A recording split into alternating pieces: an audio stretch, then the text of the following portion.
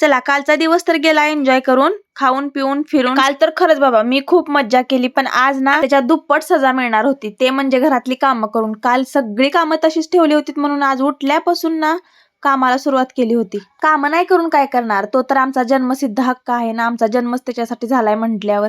बरोबर की नाही ऑल लेडीज. आणि हे फुल एक बसना झाले, किती वेळ मी प्रयत्न करायले. काल आणून ठेवलेलं फुल काल पण मला घालायला मिळालंच नाही, तसंच विसरून गेलं, म्हणून म्हणलं चला आज तरी लावून घेऊ. पण ते बसतच नव्हतं, किती प्रयत्न केले मी. काय उपयोग, माझी केस एवढी लांब असून एवढी छान असून त्याच्यात एक साधं गुलाबाचं फुल बसत नाही.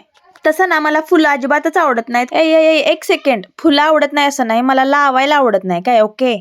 नाहीतर फुलं कोणाला आवडणार नाहीत असं होऊ शकत नाही. काही पण बोलायचं उगाच. मग काय 1000 करोड प्रयत्न करून शेवटी ते बसवलं, ते पण फक्त 5 मिनिटासाठी काय, त्याच्यानंतर ते पडलंच परत. मग काय त्याला ठेवलं साईडला आणि त्याला म्हटलं तू साईडलाच छान दिसतोस बाबा. आणि ना मी परत आवरायला गेले. हे आवरणं काय संपत नाही काय, आवरायचं चालूच असते सारखं. कारण ना ह्यांचा जो मामा आहे का नाही, त्याच्या मुलाचं लग्न झालंय. हो, त्यांचं लव्ह विथ अरेंज मॅरेज लग्न झालंय आणि मुहूर्तमेढ ना आमच्याकडेच होती.